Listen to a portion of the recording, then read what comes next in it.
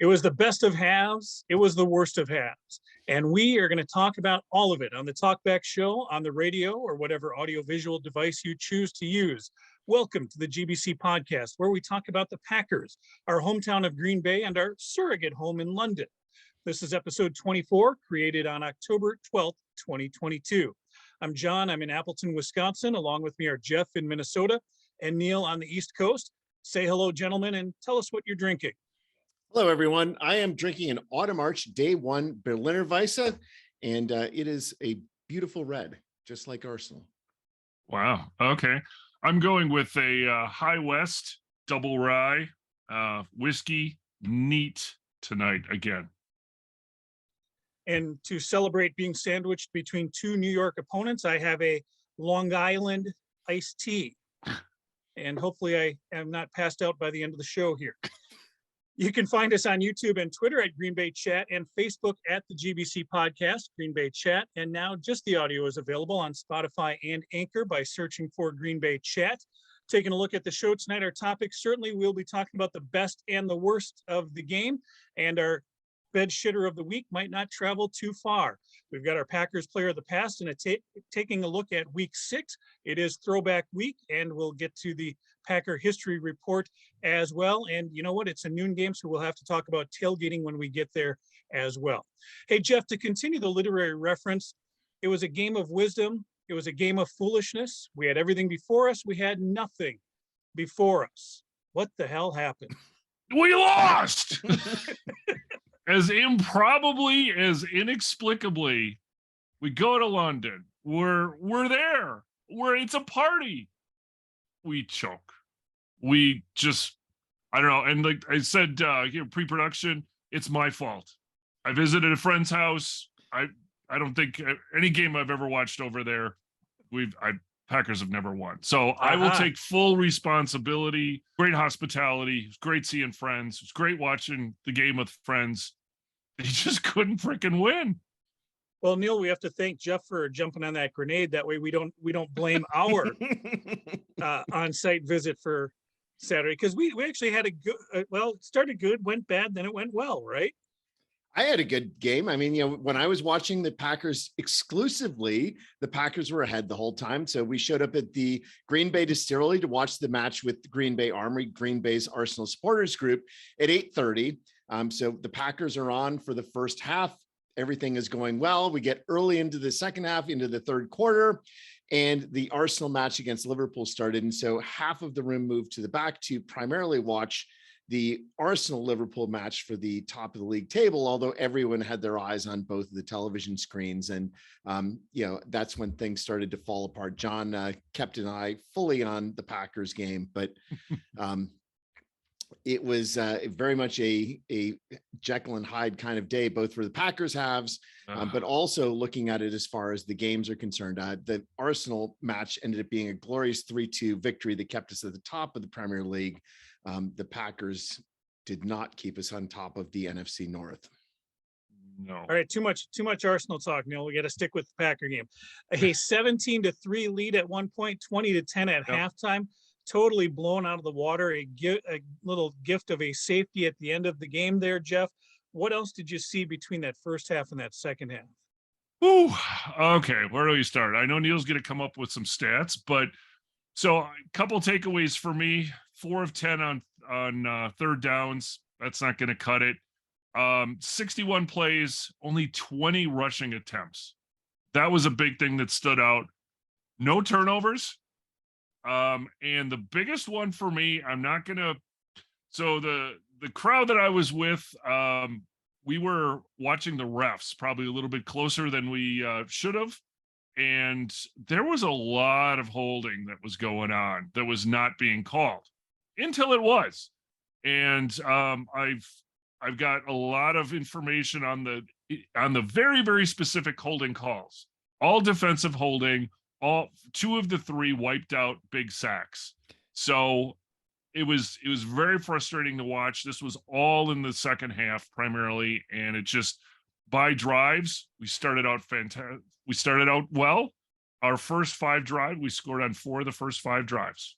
I thought, okay, You know, like I said, it was going well. It was a lot of passes.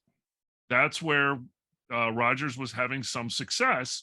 But then unfortunately in the second half, passes weren't connecting at all. At all. He was the 3 and outs. Not sure if it was a Rodgers, if it was the routes, because whatever was working in the first half was not working in the second half. They completely went away from the run until the very end. Then it was too late. We were trying to come back, and those last couple plays from inside the 10-yard line, wow. I just never seen back-to-back Rodgers passes batted down like that. I'm not sure if that fourth down pass had that not been batted down, that was not going to score the touchdown either. So it was very frustrating, just kind of disbelief, but we were still in the game for all of that. Yeah. I mean, it was close.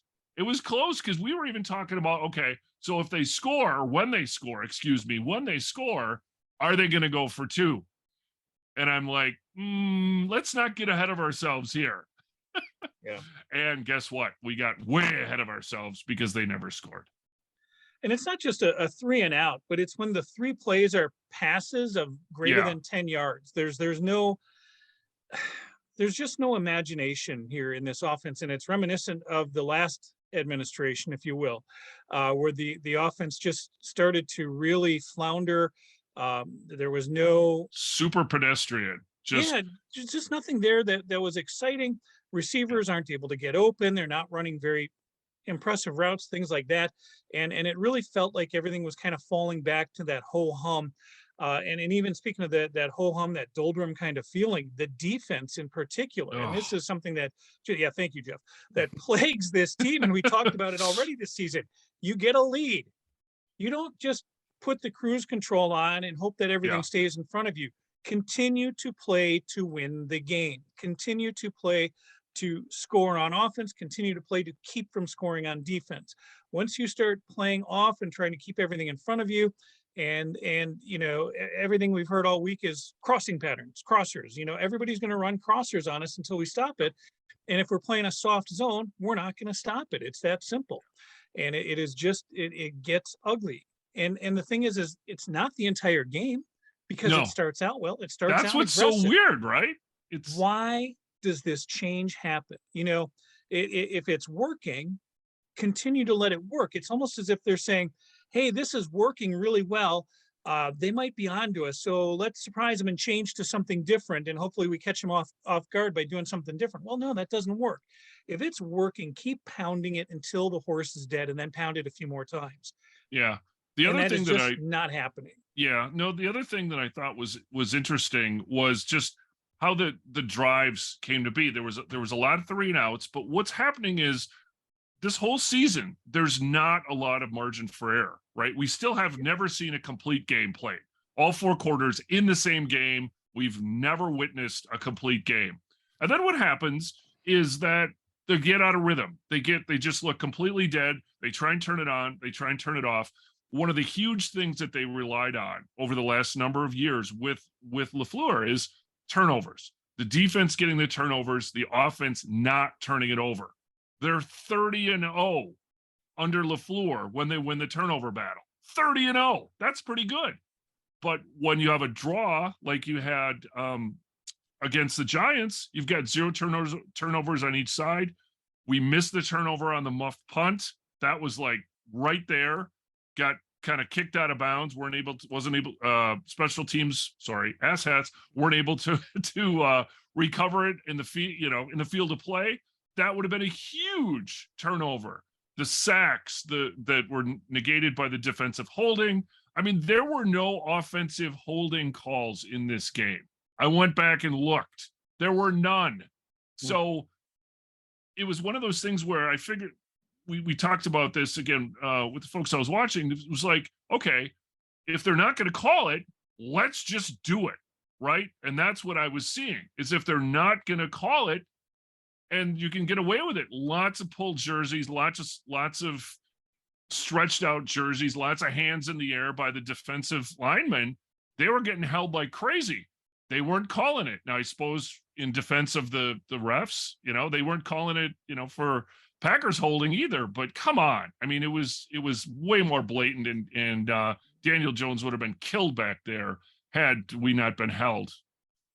Jeff, I know that you watched that game in Minnesota because everything I hear is about you being apologetic. The team is the one that failed. It wasn't the refs that failed that game. The refs did not lose us that game. I know That's everyone in Minnesota feels that everything is going against them, but we're Packers fans. We're a bit more realistic. And what I saw in that game was not us playing our best football. And, even going back to what John said, it was the best of halves and the worst of halves. We started out that game. Aaron Rodgers was 1 of 4 on that first drive. And thankfully that one was a 35-yard pass to Cobb. But on the other hand, we didn't do a whole, we had to settle for a field goal. Our second drive was 3 and out. Rodgers was 3 and 3 for -1 yards passing in a drive in which he was 3 and 3. The rest of the first half, we looked good on offense. Rodgers was 14 of 17, 112 yards, 2 touchdowns. But fundamentally, we didn't even make it for a full half. You'd say you'd like to see a full game. I'd like to see more than a full quarter of football, because that's really what we got, is we got slightly over a full quarter of football from our offense this game. And then going into the second half, Aaron Rodgers in the second half was 7 of 15 for 76 yards, 7 of 15 for 76 yards, no touchdowns, 2 sacks for 15 yards, 61 net yards passing for the Packers in the second half. 61 net yards passing. That's appalling. That is not what an offense should do. And then you go into the other side of the ball. Daniel Jones in the first half, we mostly kept him in check. He was 8 of 13, 81 yards, sacked once. Second half, Daniel Jones was 13 of 14 for 136 yards, basically 10 yards per attempt. And on top of that, he had all of his running yards. It was not just our offense. It was not the referees. It was our offense that failed in the second half. And it was our defense that failed in the second half. We did not do the job that we needed to do on either side of the ball. Going into the long passing game, Rodgers had 6 pass attempts of greater than 20 yards, 0 completions on those passes over 20 yards. We could not get the ball moving downfield. We could not get the ball moving fundamentally in the second half, except when it was restoration time. I'm kind of surprised that the Giants allowed us to move as well on that last drive as they did. But we were problematic. And, I think that John alluded to the fact that we're sort of playing scared on offense. We're playing scared on defense. But there's also been talk in the Packers world about, whether the run pass options are fundamentally a problem, and that, Rodgers is allowing the defense, or Matt LaFleur is allowing the defense to decide what we're going to do. If the defense provides a look against the pass, we're going to run. If they provide a look against the run, we're going to throw the pass. Play your ball, play your game. Yeah, that's play not the game working that you're so going well. to play. Let's do it the way that we're going to do. And I think that there is something to be said for, let's stop letting Aaron Rodgers decide what we're going to do in a given play, because that 3 and out with all 3 long passes in the second half, that was absolutely disastrous. Well, with that, Neil, last week we asked the question, can you win the game and shit the bed in the same game? And now this week we would have asked the same question had Green Bay somehow pulled it out. They did definitely in the second half. Now, Jeff, I know, again, back where you watch games in Minnesota, the Vikings really tried. They really tried to shit the bed against Chicago, but the Vikings ended up pulling it out. So our bed shitter of the week really is the Green Bay Packers, unfortunately, just because of that second half, Neil, right? The second half, but also let's just look at it at a fundamental level. The Giants had their 3 top wide receivers out. They were missing their top 3 wide receivers. They had a quarterback who's consistently at slightly above Justin Fields level, slightly above Justin Fields level. That's a low bar. And we allowed Daniel Jones to go 21 of 27 for 222 yards passing. I mean, how is it that we can allow that much yardage to a quarterback who'd shown nothing so far this year, anywhere close to that level? And what was again, missing his top drive? 3 wide receivers. What was he on the? Was that 1 for 4 for -3 yards? Is that one for? Yeah. Daniel Jones on his first drive was 1 for 3 for -4 yards. So yes, he started out basically with nothing, and didn't get a ton for the rest of the first half, but then the second half somehow turned it on, because somehow we can't stop a mobile quarterback who also is capable of at least functionally throwing the ball a little bit. I mean, I don't understand this.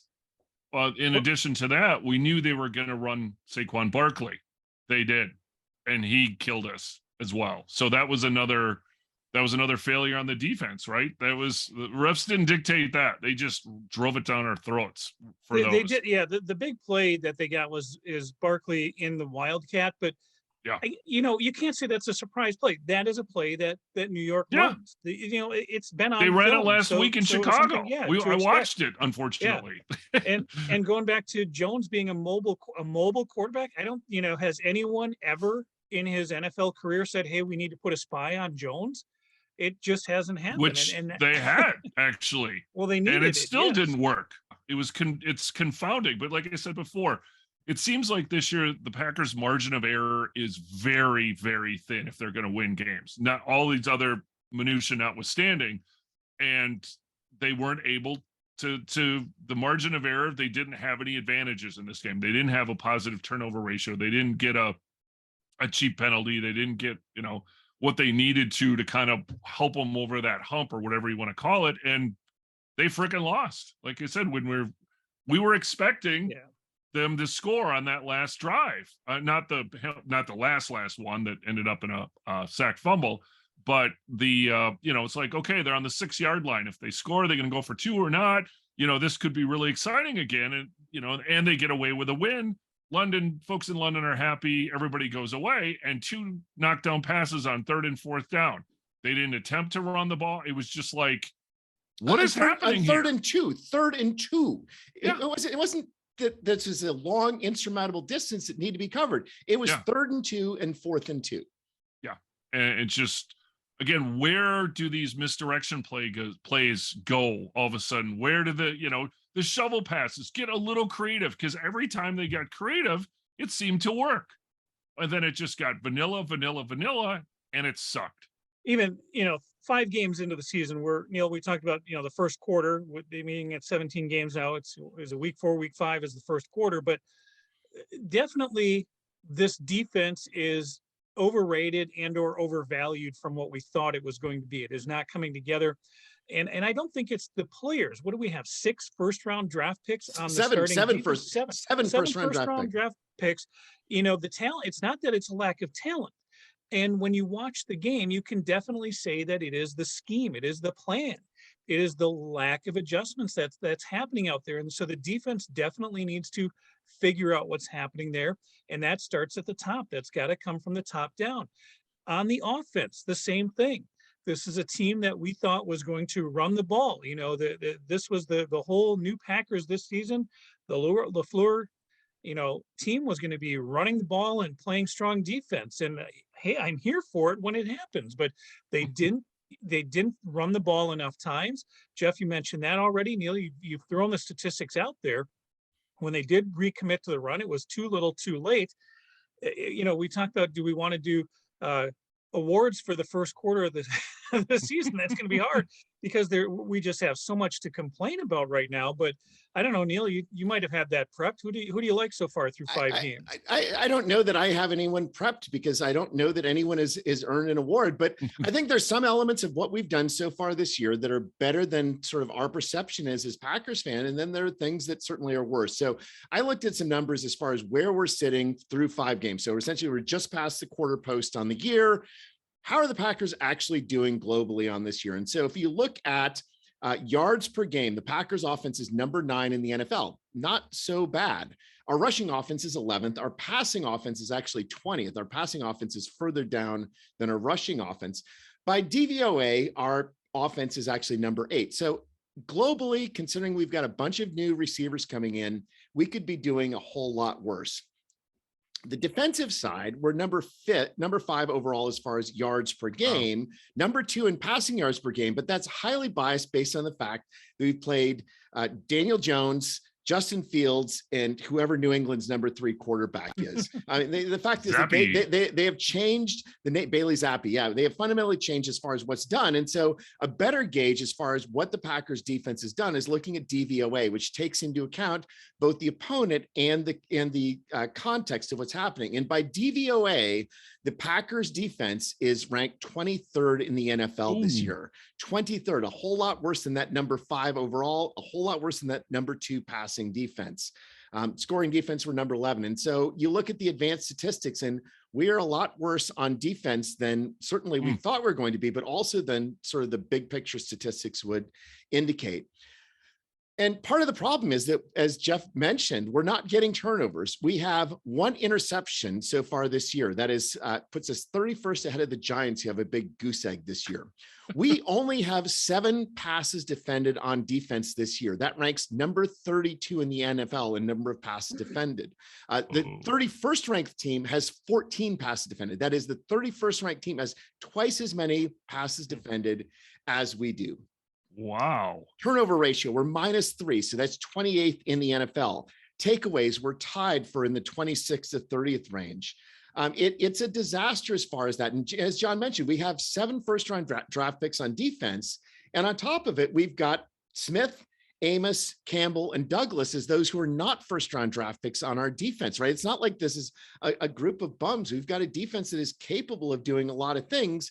Got to look at where exactly our defense is failing. Our defense is failing specifically because of questions of scheme, I think, more than talent. And John said that, but the numbers bear that out. We've allowed a 134.3 passer rating on plays that have a crossing route. That is, if anyone is doing a crossing route anywhere in the play, we have a 134.3 passer Think rating. about the quarterbacks we've played.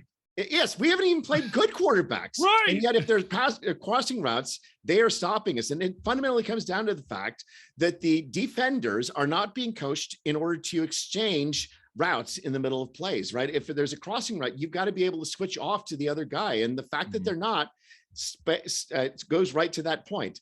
We've talked previously about how our third down conversion rate is pretty good as far as the NFL, and it is. It's as far as third down success rate, the Packers defense is first in the NFL.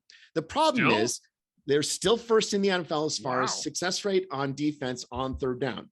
The problem is we have by far the fewest number of third downs that we have faced in the NFL, and they're converting on first down and second down, and we're not even facing third down. Basically, on first down, the opponents have the Packers are 24th in success rate versus other teams, 24th out of 32 teams. On second down, we're 31st in defensive success rate, and essentially they're either getting a short yardage on, they're either converting on first or second down, or they have a long third down because of some failure on the offense or because we've made a big play. And so we look good on third down, but it's fundamentally because we're not getting the third down anywhere near as often as other teams are making it to third down. It's just a disaster as far as all of those numbers are concerned. So the total overall, the Packers have only faced 53 third downs on the season, 53 third downs on the season. Well, if you don't face that many third downs, that's going to inflate what your overall numbers are. Looking at this as far as, how vanilla our defense has been, the Packers overall have a 43% blitz rate, which is defined as when you have 5 or more people going after the quarterback. So that sounds pretty good, except for the fact that it's always the same 5 people. It's Gary, it's Smith, and the 3 down linemen. Gary and Smith are rushing on 90% of snaps. If you look at Quay Walker, 16% rush rate. Devondre Campbell, 4% rushing rate on passing downs. That is the 6th lowest among all linebackers. And we have no defensive backs with more than 4 rushes on the quarterback. Essentially, we are doing the exact same thing on defense every single time. And if you're doing the exact same thing, if you're not changing things up, you're going to allow that other team to figure out a way to solve the problem. On offense, we've got similar problems as far as what we're able to do. If you consider the passes, John, I know is very against what we've done as far as outside passes. Now, as far as outside passes left, we've actually done okay. But overall, on passes that are beyond the line of scrimmage and outside the hash marks, the Packers this year have a 53% completion rate. I'll note that 2 years ago in 2020, we were 71% as far as our completion rate. So we're failing on those outside passes at a much greater rate than we have in recent years. And if you look at success rate, which again, if you move the ball forward enough to advance plays, the Packers only have a 43% success rate on outside passes this year. It was 60% in 2020. And then looking at schemes on offense, we talk about vanilla. We've all been excited about going to 2 back sets. We've been saying, hey, we've got Dillon, we've got Jones. We should be able to take advantage of both of those. Well, when we're playing with the 2 back set, we're only averaging 4.1 yards per play with a 38% offensive success rate. When we have 1 back or 0 back, 5.9 yards per play, 46% offensive success rate. And so the Packers actually did dial back the 2 back sets in the game against the Giants, but there's definitely I think there's a difference between perception and what's actually happening, what's actually working. One other element, as far as these 2 back sets, the Packers only have a 4.4% explosive plays on the 2 back set, 1 or 0 back, 13% explosive plays. So that 2 back set seems to be holding us back as far as our success on offense, no matter how much you think, well, we should be able to do thunder and lightning in order to get things work. So it's a problem on offense. It's a problem on defense. Some of the elements are schemes. I know John is very much stated that there's also a talent issue on offense as far as the receivers are concerned. I think that bears out as far as our inability to have success, both on long routes and on outside routes, that we're just not getting any sort of separation. But this is a real problem. And the hope is that the receivers will be able to help, the rookie receivers will be able to help the offense move forward, and that Joe Barry, against all probability, is going to go from being one of the worst defensive coordinators on previous teams he's been at to being a good defensive coordinator, or we're going to come up with a solution that takes advantage of the fact that we've got good D-backs that should be good at man coverage. We have only had 9 plays so far this year in which we've played man coverage on defense. 9. That does not seem to be taking advantage of your skill set. So a few thoughts there, Neil. I know you were reminiscing on some old pictures. That 0-16 Lions team, the defensive coordinator for that team, Joe Barry. Joe Barry. Jeff, we need to mark down as well that Neil actually, justified my contention that the out passes are not working. So, chalk that one up. And Neil gave me a little bit of support there. But overall, going to just, if you were to say, hey, let's create some individual awards here through the first 5 games, I think the only one that I'm really willing to dangle out there is probably Rookie of the Year for Romeo Doubs. Other than that, I don't think anyone is, can you hang your hat on someone as MVP right now, let alone offensive player or defensive player of the year? I just feel it's not there. I mean, yeah, if you had to break it down and pick someone, we could probably get there, but the only one I'm really willing at this time is probably Rookie of the Year. So a couple thoughts. So Crosby's been good. So from field goal standpoint, extra kickoffs, things like that. The ass hats, still the ass hats, but maybe we'll, if another couple weeks, maybe they get a punt return or a kickoff return, something happens. They've been serviceable, though. They haven't lost a game for us this year. So that's good. I should note specifically, by DVOA, our special teams are 10th in the NFL. So they are not losing us games this year. Right. Yeah, because they've been really at the bottom for multiple years. So that's okay. So that's solid. That's pretty good. 10th is a whole hell of a lot better than 28th or 29th or whatever the hell they've always been. Speaking of which, though, too, today Kylan Hill comes off of the reserve list that he was on. I don't remember if he was on the PUP or on the injured reserve, but they've got over the next 21 days, he can practice. They can get him moved into the active roster. And I think that right there might spell the end of the Amari Rodgers experiment. And you have to look at, okay, if they do bring Kylan Hill onto that active roster, he is going to be a kick returner. And what do you do? Is there potential for you to say, hey, let's put Christian Watson on the IR and give him that, what is it, a 4-week, 6-week window you're required to stay on the IR and let that hamstring heal? Or, like I said, is it the end of the Amari Rodgers experiment? Well, so it's interesting about the Amari Rodgers, right? I mean, he had that muff that thankfully recovered during the game, but looking again at the rankings for our special teams, as far as punt return yardage, we're ranked 15th in the NFL, but we lead the league in fair catches. Leading the league in fair catches does not actually factor into those numbers. And guess what? If you're fair catching all the time, you're not helping you move the ball forward. You're not putting when the ball is in the better position that you need. Yeah, when the ball still hasn't been punted yet, and he's raising his arm because wow. But so our kicker's been good. That's also been solid. And so, like I said, special teams, they've been consistent. Ironically, one of the only consistencies on the team, right? I mean, they haven't lost us the game. They, punts inside the 20, things like that, pretty decent kickoffs. I think going back to, I would say piling on here, but time management, clock management, that's another one too on offense, right? I mean, the idiotic timeouts, the fact that the Packers in the first half actually had all 3 timeouts left for their final drive. That was like, wow. Sadly, but they did. And that actually, I would argue, helped them get to that field goal on that final drive, because most other games, they've blown at least 1, if not 2 of the timeouts by the time they get to that 2-minute warning. So time management or clock management is another one, the delay of games, things like that. I don't know. Like I said, where do we go from here? Right. I mean, so here's where we're at. We've Super Bowl aspirations. We are 3-2. Could be worse. Could be better. It could be worse. So where do we go from here? Hopefully there's a lot of, introspection, a lot of self-assessment going on, especially, like I said earlier, going from the top down. But also I think, looking at it from the other way too, at this point, we saw this as being a 3-2 team. We really did expect 2 losses early. We just had the wrong ones picked. And when we got one wrong with Tampa, boy, we were really hoping this was going to be a nice sign of things to come. We were going to be a 4-1 team. So 3-2 is realistically where we expected this team to be after 5 games. But it seems to be a 3-2 on the way down, not a 3-2 on the way up. And everything that Jeff just talked about, hopefully the coaching staff works on that.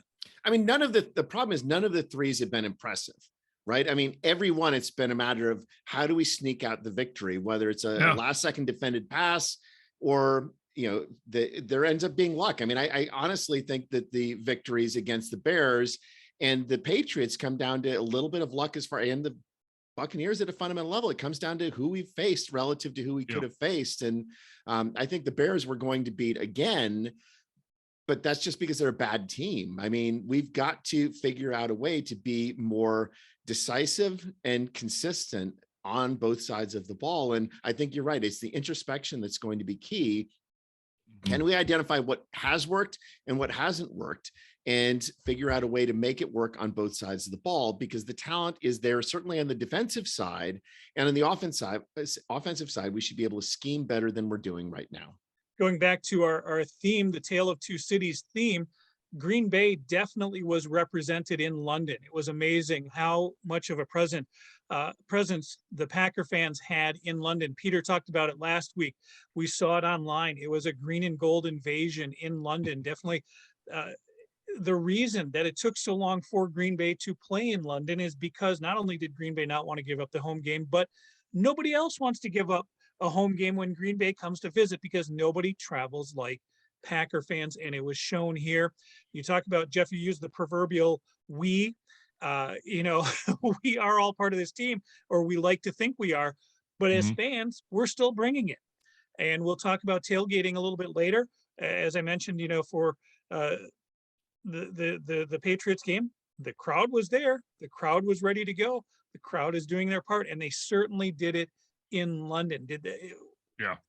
Just coming across even on TV, it was pretty amazing how the crowd was totally into it, where I think other London games in the past, the crowd has just been lackadaisical. And we go back to some of the first games where they didn't quite understand American football, and they were cheering for the punts. They were cheering for the kicks, the field goals, because they're so used to that other football game.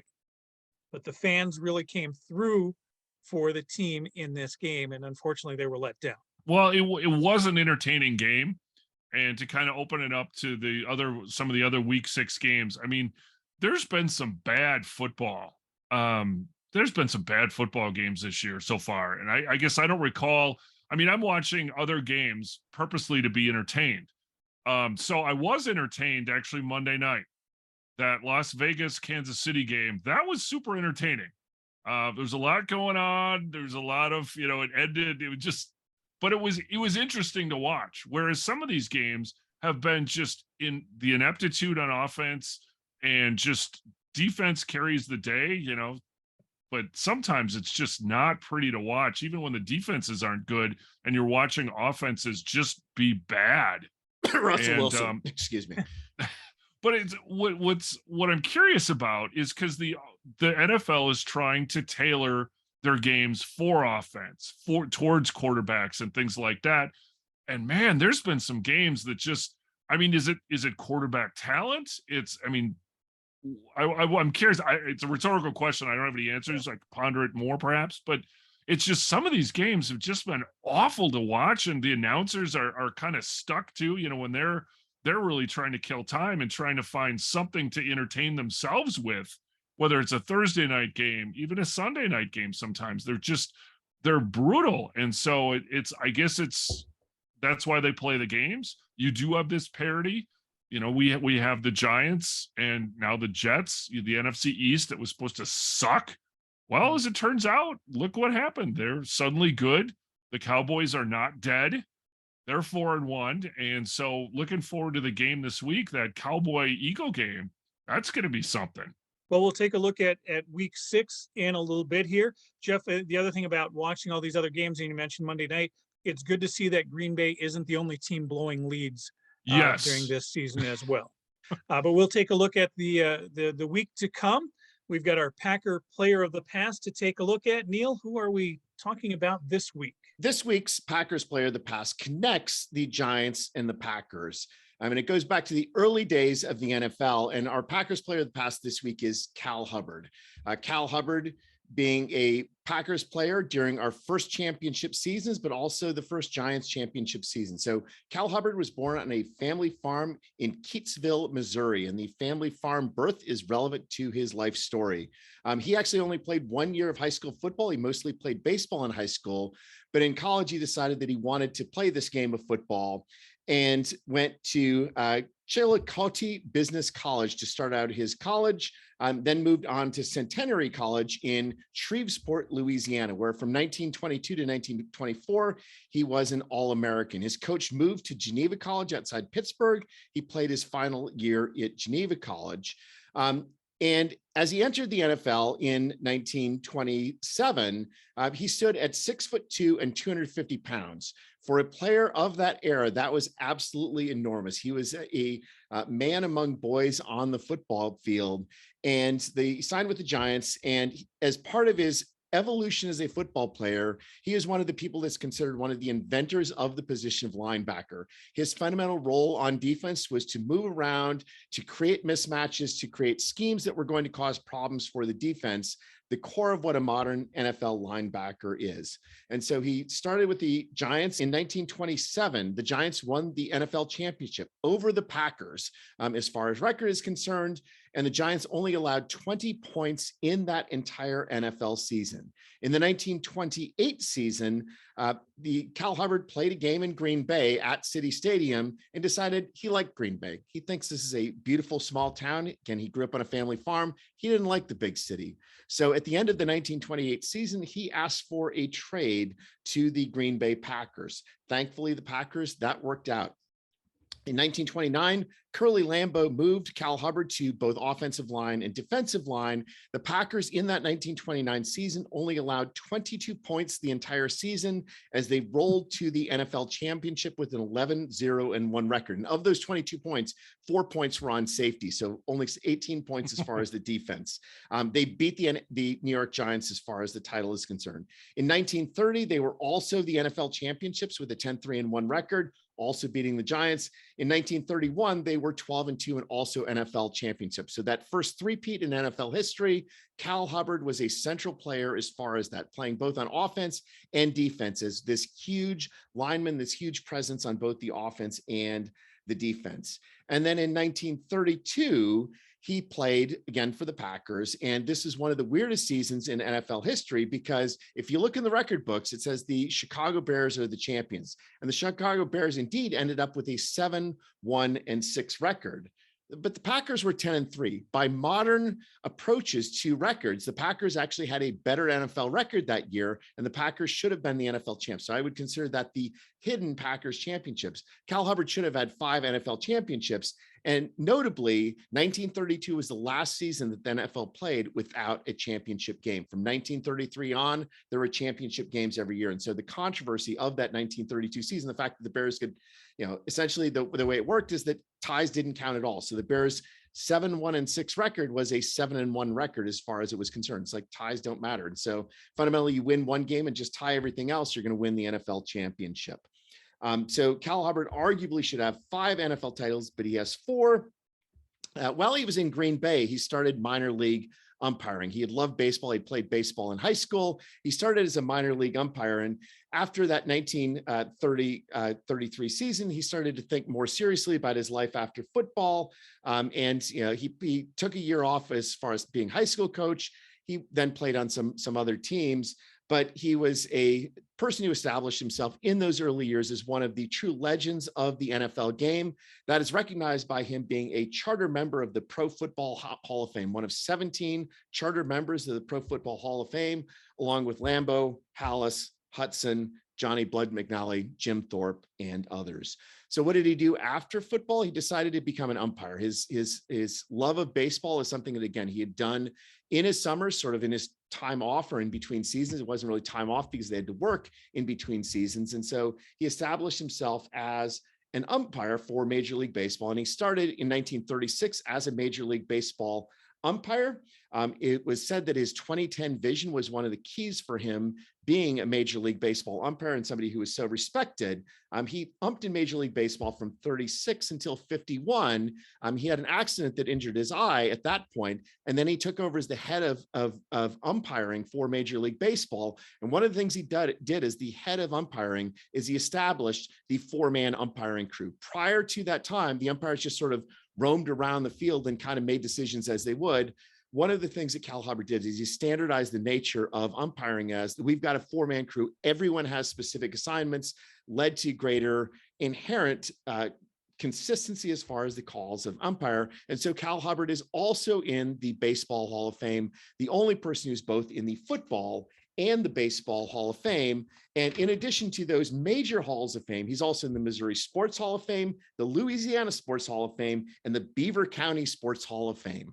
One of the great legendary stories about Cal Hubbard is in a game against the Bears where Bronco Nagurski was a rookie, and Red Grange, a longtime veteran, Grange and Hubbard being friends, there was a punt, and Cal Hubbard said to Red Grange, "Hey, I promise I won't block the punt, but let me through. I want to get a lick on Nagurski and see if he's as tough as they say he is." And so on the play, Grange lets him go. Cal Hubbard goes into Bronco Nagurski, hits him, bounces off, and goes almost all the way back to the line of scrimmage on his ass. And after the play, Hubbard looks at Red Grange and says, "Hey, Red, don't do me any more favors, will you?" Well, the Packer player of the past as well, the connection there being with last week's opponent, the New York Giants, there is one really major connection between the Green Bay Packers and this week's opponent, the New York Jets. Neil, your jersey looks a little bit different than the one I've got hanging on my wall, but that is our big connection. Not our Packer player of the past this week, but it is the Jets coming into Green Bay for a Week 6 matchup where both teams are 3-2 on the season. Jets, Jets. Wow. As somebody who is a Mets fan, and I actually had more pain on Sunday than the rest of you did as far as football is concerned. I have listened to Jets games for a long time. In fact, during the 90s, I listened to basically or watched every Jets game, not because I wanted to, but because this is the pre-direct TV era and I didn't have any money. And so I listened to and watched whatever was on TV or the radio. So I listened to a lot of Jets games. And so Mets and Jets have always been tightly correlated. And so I've always had a soft spot in my heart for the Jets. And I did have one year in which I was absolutely a hardcore Jets fan, obviously the 2008 season. Just 1 year, yes. Just 1 year where I am wearing this jersey. I bought the Jet Favre jersey, and the photo that's shown is from the 2008 season where John and I are in Lambeau Field. I am wearing the Jets Favre jersey as we're watching the Packers take on the then 0-15 Lions, who became the 0-16 Lions. Well, we got to get you a better jersey, Neil, because, it is throwback week. So if you have the nice throwback jerseys, wear them this week. They're going to have the helmet without the logo on it. The green pants are really what make the throwback uniform with the green jersey. So you're going to see a little bit different looking team this week. I know people want to say they look like the old Oregon Ducks, but it's a little different. There is just something sharp about this. The green is a little bit different. The gold is certainly a change from the white, but it is our throwback week with the Jets coming into town. Jeff, what do you like about this game? It's at home. That's what I like Okay. about it. Actual home, real home, not fake Yes. home, real home. It's in Green Bay. It's at Lambeau Field. No, seriously. That I think is that is the X factor. The trip obviously to London there was a ton of fans there, but I think just getting back home, they're going to be, my brother's going to be there and some of his friends.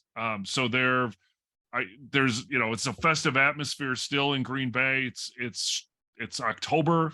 Weather's supposed to be pretty decent. I hope it's not a trap game. I hope they don't come out and just shit the bed again. They have to play well. They'll obviously, like you said, the fans are going to bring it. I think it's going to be an electric atmosphere. It's a noon game, kind of more the standard, get up, get there early in the morning, have your Bloody Mary or 12 and for breakfast. And I think the fans will be great. It's not a gold game. So lots of factors. I think Green Bay, they need to come home. They need to take care of business and they need to win. In the series, though, the Jets actually lead the Packers in the all-time series. There's been some pretty lean games in this series. Not as of late, not in the last 20 years or so, but some of the games in the 70s and 80s were pretty heavily dominated by the Jets. The Packers won the first game in the series in 73, That's and true. they didn't win again until 1994. We had 5 straight losses against the Jets, and it's not like the Jets were world beaters during that time. No. I mean, the Jets are the Jets. The reason the Jets are a punchline for a reason. It's not because of their prowess in NFL football. They're one NFL championship with Mr. Namath. And certainly at 3-2, I think the Jets are probably a little bit better than expected at this point, or what they were especially expected to be for the season coming out of the AFC East. So they're playing pretty well. But for the three of us, we're old enough to remember when they were all noon games on Sunday. This is the only scheduled noon Sunday home game for the season. And as you said, Jeff, we'll definitely get the fans out there rolling early. We'll talk about tailgating in a little bit to wrap up the show. But I mean, looking at the numbers of the game, right? So, I mean, the Jets are basically the same as us as far as the numbers are concerned. Their offense is ranked number 12th in the NFL. The Packers are number 9 as far as yards per play. Their defense is ranked number 10th. I mean, they're sort of a top tier, now not top tier, but that second tier as far as teams in the NFL. And they're good again, as far as the rush and the pass are concerned. Their defense is right all in the middle as far as the rush and the pass. So I guess the good news would be they're not dominating at anything, but they're good at a lot of things. And I think last week's victory over Miami, the 40-17 victory over Miami, even without Tua, is something that gave all of us a little bit of pause because they showed that they've got something as far as moving the ball and looking at it on defense. We talked about how the Packers only have 7 passes defended. The Jets defense has 7 interceptions on the year. Their defense has got the ability to take the ball away. And Jeff, I hate to tell you, but there's an asshat potential in this game because the Jets are also the number 2 team in the NFL for punt returning. Ooh, well, they'll put him to the test, but it's hopefully this game will not be a repeat of December 20th, 1981. That's when the Packers were 8-7. They had a chance of reaching the playoffs. They go to Shea Stadium and they absolutely shit the bed. They lost to the Jets 28-3. They were absolutely completely dominated. Lynn Dickey was sacked 9 times. He was 12 of 33 for 96 yards and a pick. This was in the New York sack exchange. I don't know if you guys remember that. So hopefully it will not be a repeat of something like that because the Packers were still trying to get in the playoffs in that game. Obviously, that was the last game of the season back in 1981. But let's hope this isn't a game where they just come out flat and something like that happens because LaFleur has some history on his side. I mean, the Packers are really good against the AFC, especially at home. And as of late, I mean, throw out a couple stats here. Under LaFleur, they're 11-3 against the AFC, 7-0, averaging 30.1 points per game at home. They have a +9 turnover margin, and they play well at home against the AFC. We need to have that happen on Sunday. The problem is we're not playing against the 2020 or the 2021 or 2019 AFC. The AFC has gotten better, and this is my concern. And specifically looking at the Jets, right? That those numbers against Miami on offense are good, but on defense, Carl Lawson this year is number 2 in the league in quarterback hits with 14. I worry a lot about Zach Wilson. He seems to be making that year 2 leap. And then as far as the wide receivers are concerned, Romeo Doubs and Garrett Wilson are both basically doing the exact same thing as far as receivers are concerned. Garrett Wilson, the number 10 pick in the draft, but second in total receptions among rookie receivers. And there is one other factor in the game that might cause Packers fans cause for concern, and that is that the referee in this game is Clete Blakeman. The last game Clete Blakeman refereed for the Packers was the 2020 NFC Championship game. Specifically, Clete Blakeman has called 4 more penalties per game than the average NFL official this year. So you can look forward to a lot of, if you felt that you were missing laundry, I know Jeff thought there was a lot of laundry, but I have a feeling that the numbers tell us that there's going to be a lot of laundry on the field this week. And as long as Kevin King is not involved, which thankfully he's not going to be, this is a real rubber factor that the odds of an official actually making a difference are higher with Blakeman as the referee. Add to it, Matt LaFleur's brother is the offensive coordinator for the Jets, and Matt has not fared well against his brother's teams in San Francisco. LaFleur also friends with Robert Saleh, the head coach of the Jets. So they are, these coaches, as they come up in the ranks, they know each other. They work in different staffs together. So it'll be interesting to see how they scheme against each other. And if there's a good family reunion this weekend, we'll see. But it's only going to be good for one brother, right? No matter what. For one brother, right? Yeah. But I think we'll enjoy the weekend. But I think you bring up Saleh, and obviously we did not have good luck against him in San Francisco when he was in charge of the defense there, and so that is a real cause for concern. The game at noon on Sunday, we will be there. It is a home game as well. Before we wrap it up and talk about how to follow us on game day, Jeff, you've got a little bit of a bedtime story for us. So this is going back to last week a little bit in terms of the travel. So typically after London, even in today's game, the teams that travel to London have a bye week. Well, the Packers have a home game, but not a bye week. So I want to take you back to the season that Neil already referenced in 1932. And the Packers had some away games, but they were gone for 32 days in a row to these away games. So they started early November 10th, 1932. They got on a train in downtown Green Bay, and they took 22 players and Curly Lambeau and 2 others, including an equipment person. Once they got to Chicago, they changed trains and they continued to Boston, arriving Friday afternoon. And then they played Sunday and they beat the Boston Braves. So then on Monday, November 14th, the team left Boston and they traveled to New York City.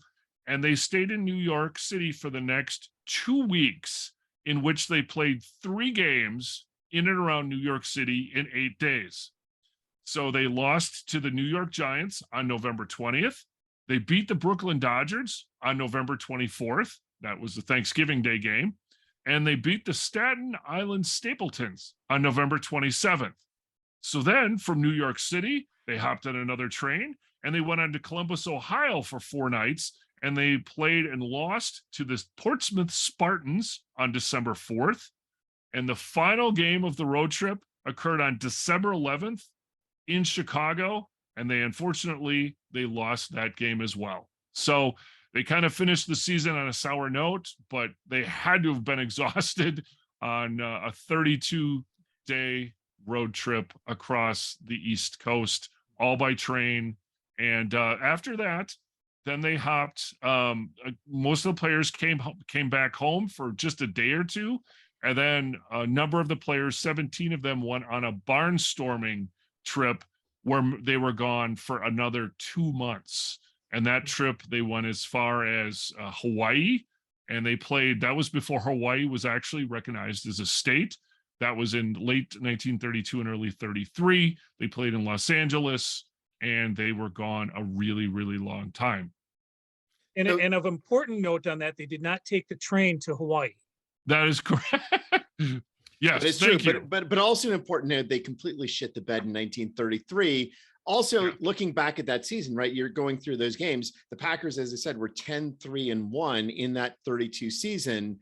Mhm. Those 3 losses are all part of that road trip. And so scheduling absolutely played a role in whether the Packers officially or unofficially won a title in 1932. And the thing being is the bye week being a modern convention of the NFL game.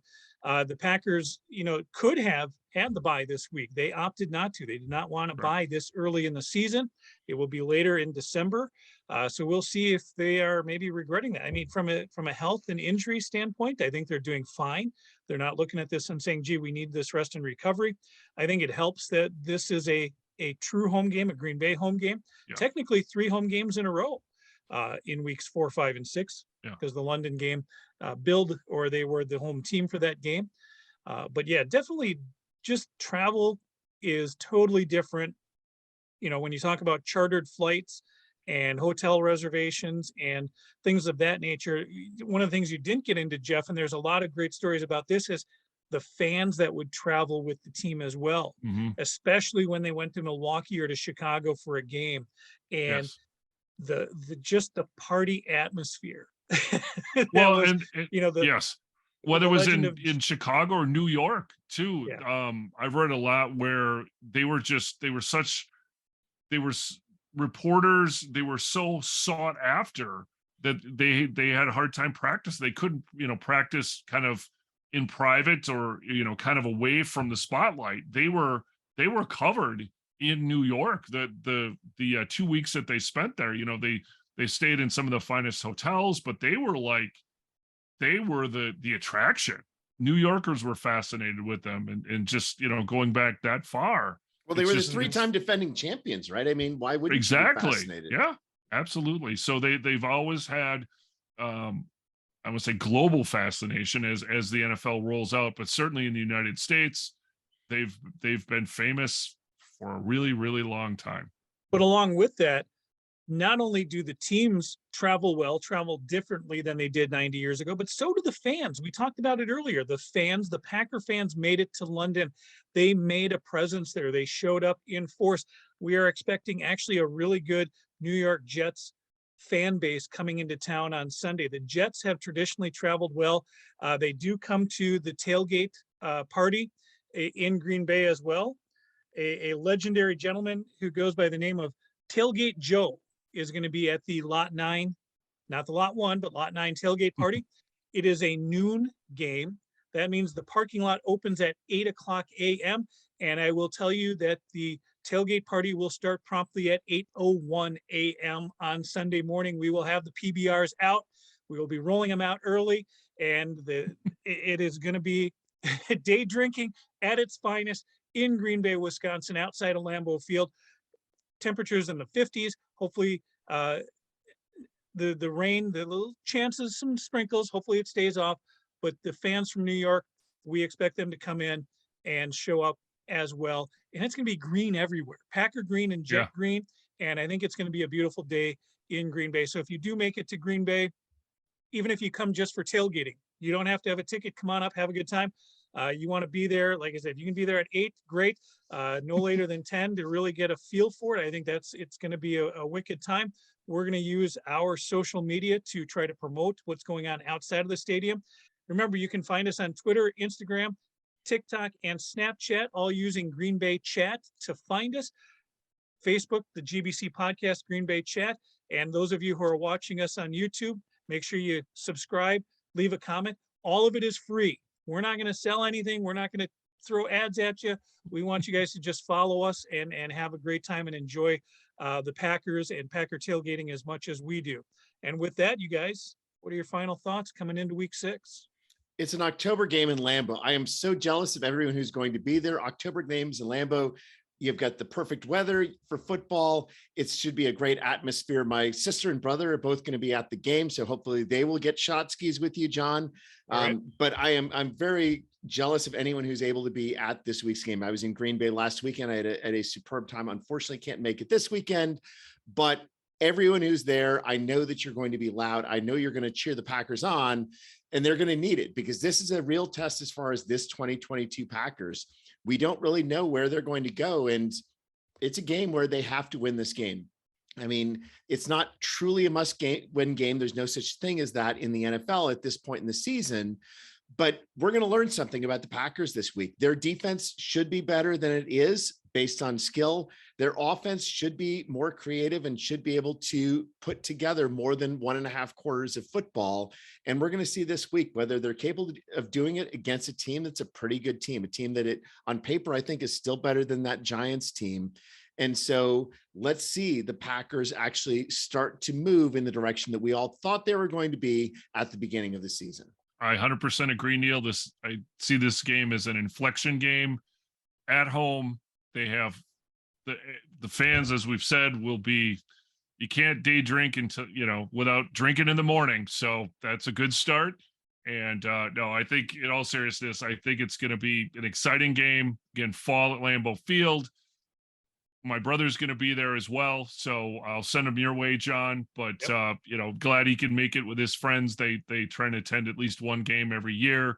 So this is their game they're going to this year, and they always have fun. And I hope it's a victory. We were talking about this before we started recording, that I see this game. If the Packers are going to get on track, they're going to play. I want to see a complete freaking game of football, 4 quarters. I'll take 3. Okay, let's just start out with 2. We really need to see 2 first. I don't want to get greedy here, but just come on. Let's get a game where in the 4th quarter we do see Jordan Love, but for all the right reasons, right? Let Jordan Love take half a dozen snaps or kneel down or whatever. Just maybe get even his uniform dirty if it's a blowout. I would like to see one of those games to establish themselves as, okay, we've still got our mojo. We're still in control here, because a 3-3 record with a bunch of, 3 road games in a row after this, 3 really challenging road games.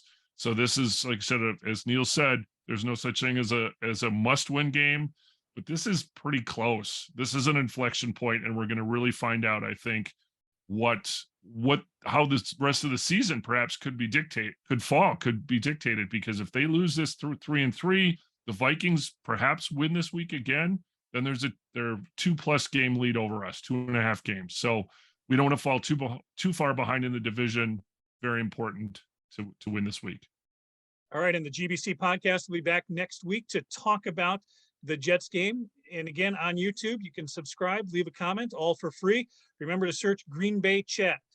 Follow the story, especially on Snapchat. We'll get a video or 2 on TikTok. We have some pictures on Instagram and Twitter as well on game day. And as always, may you fully appreciate the magnitude of your impending good fortune. Thanks for joining us. Good night. Good night.